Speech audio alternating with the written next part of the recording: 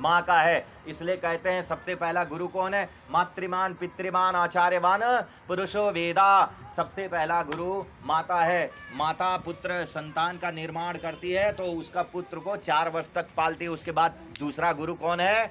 पिता होता है। पिता उस पुत्र को दिशा देता है, और दिशा देता है तो उसको रास्ते पर ले जाता है, तो वो दूसरा गुरु पिता होता है। और तीसरा गुरु कौन होता है? आचार्य होता है, कि जो गुरुकुल में पढ़ा करके उसका निर्माण करता है, और निर्माण करने के बाद उसी तरीके से ले जाता है और निर्माण करता है, और आचार्य उसी तरीके से उसको निर्माण कर देता है 11 वर्ष तक, और कहता है कि जो मैंने आपको ज्ञान दिया। आचार्य जब वो ज्ञान देता है और ज्ञान देने के बाद ये कहता हो कि जो मैंने ज्ञान दिया है उस ज्ञान को सारे समाज में, सारे जितनी अंधकार फैले हैं उस अंधकार को दूर करके प्रकाशित कर दे, तो वो सबसे पहला सबसे श्रेष्ठ गुरु माना जाता है।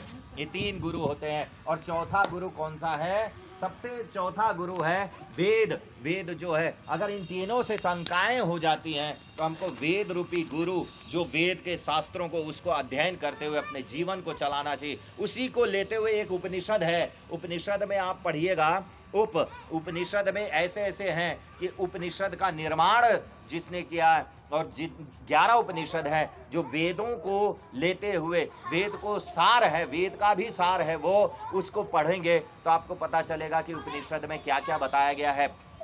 एक जगह पे उपनिषद में ही ऐसी चर्चा आती है, बहुत सी जगह पे बहुत उत्तम चर्चाएं हैं उपनिषद में, बहुत लंबा चर्चा है। एक ईशोपनिषद है जो ईश्वर की चर्चा करता है, ईश्वर के बारे में बताता है कि हे मनुष्य, ईश्वर कैसा है, ईश्वर कैसा है आपको बता दें तो उसमें बताता है कि ईश्वर कहते हैं ईशावास्यम इदम सर्वम यत किंचम जगत्याम जगत तेन त्यक्तेन भुंजिता मागृधा कस्य सीधम।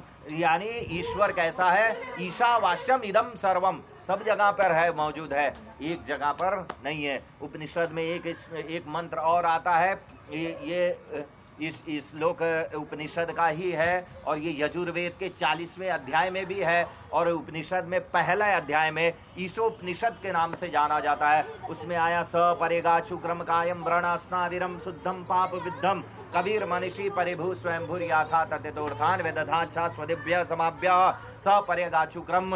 हे मनुष्य, ये बताया गया कि स परेगा शुक्रम, ईश्वर कैसा है? सर्वव्यापक है। अस्नाविरम यानी नस नाड़ी फोड़ा फुंसी से रहित है। शुद्धम पाप विद्धम, शुद्ध और पाप से रहित है।